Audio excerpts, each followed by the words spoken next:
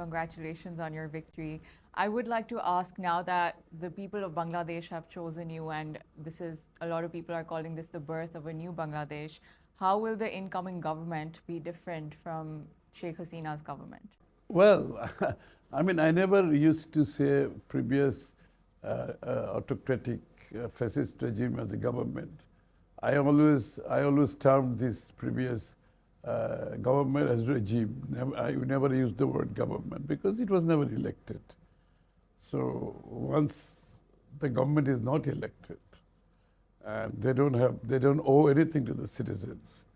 They didn't have any accountability to the citizens.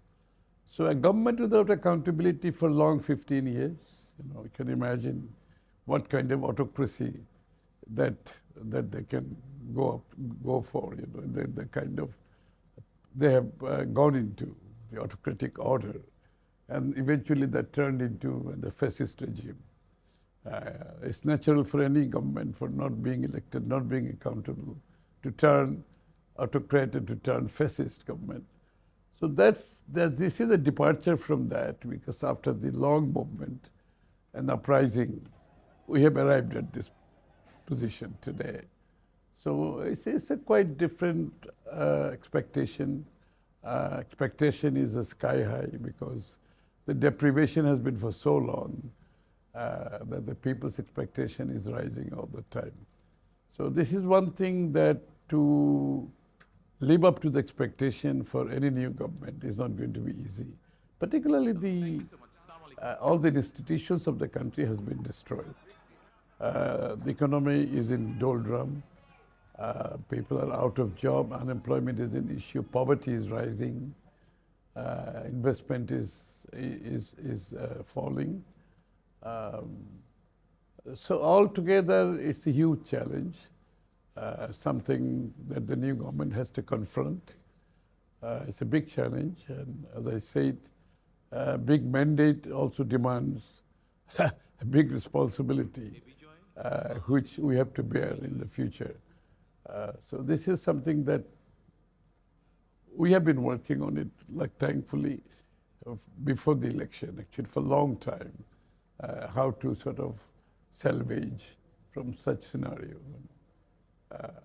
So luckily we have prepared we have done our homework well enough so that we can perform from day one. Are there any particular plans regarding the foreign policy? I know that there were a lot of questions about it yesterday as well, and you mentioned that the BNP will follow the policy of multilateralism and it would not be centric to any one country. But do you have certain expectations from your neighboring countries, especially Pakistan? Well, as I said, I mean, it applies for all the countries. We don't have our foreign policy is never any country-centric, We believe strongly, BNP's previous governments, if you follow that, it's always been multilateralism. So you're open to all the countries, and the bottom line is the interest of the people of Bangladesh and Bangladesh itself.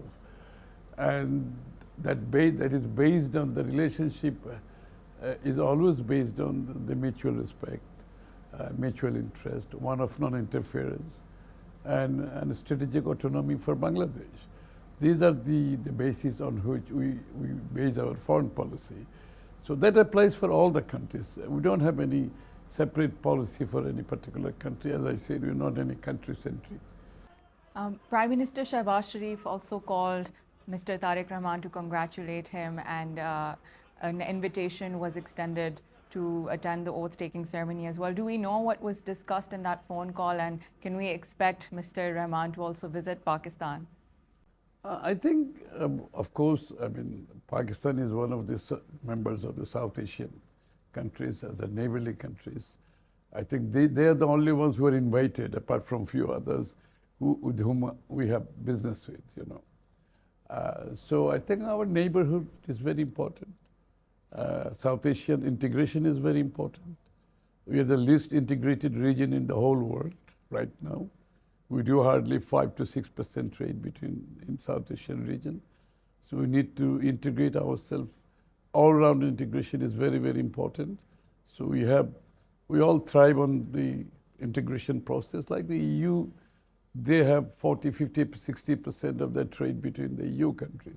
Same with other, regional groupings.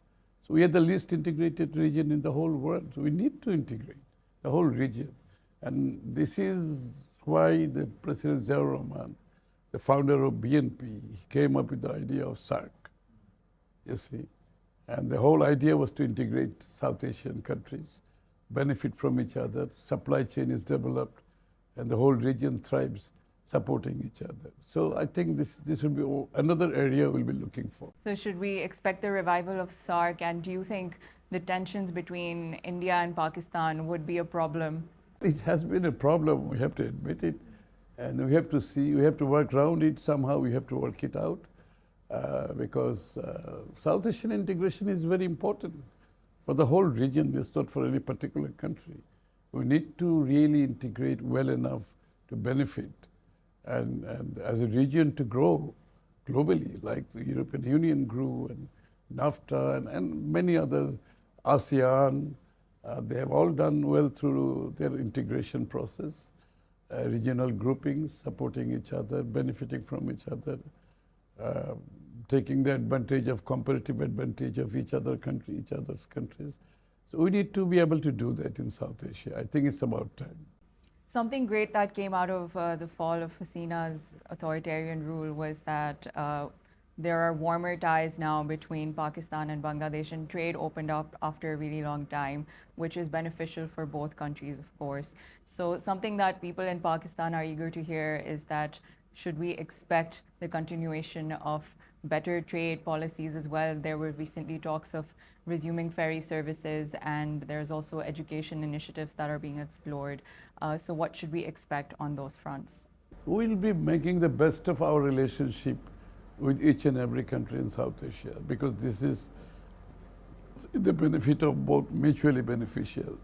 So wherever Pakistan has the comparative advantage and the strength, or wherever Bangladesh have the comparative advantage and the strength, it is a mutually exclusive.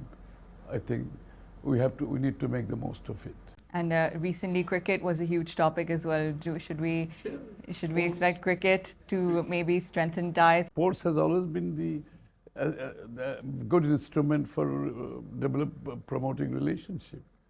So we have to, as I said, South Asian integration is important all around, including sports and culture. Tourism.